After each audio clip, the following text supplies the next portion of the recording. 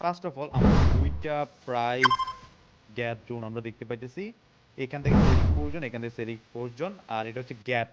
Totally হচ্ছে যে gap up করছে, গ্যাপ আপ পারা করছে ফার্স্টে, আমাদেরকে বায়ার করছে উপরের দিকে, তারপর সেলার পুশ করে নিচে দিয়ে নিয়ে আসতে পারছে। দেখেন ডি কুইন। আমাদের নেক্সট শটটাও এটার উপরে ক্লোজ করছে, আপের দিকে যাবে।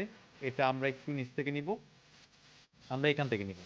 আমাদের সেলার পুশ জোন এই জায়গায়, মার্কেট এখান থেকে আমি আপের দিকে ট্রেডটা প্লেস করব। মার্কেট যদি এখানে আসে আমি আপের দিকে ট্রেডটা নিব।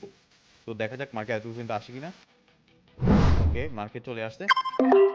এটা হচ্ছে আমাদের কার জোন, সেলার পুল জোন নিচের দিকে, আর এখান থেকে আমাদের বায়ার নিয়ে গেছিল উপরের দিকে। এটা হচ্ছে আমাদের বায়ারের এরিয়া।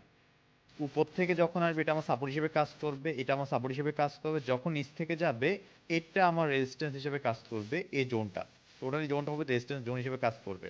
তো যেহেতু ফার্স্টে আমার ট্রেডে নেওয়ার সময় এটা ব্রেক করছে, তখন আমি রেড নিয়ে প্লেস করতে পারছি। আর এই জায়গায়ও সেম ভাবে আমার এই সাপোর্ট এরিয়াতে যখন মার্কেট, তখন আমি আপে দিয়ে এটা প্লেস করছি। দেখেন ইজিলি আমরা এখানে বিগ উইন করতেছি।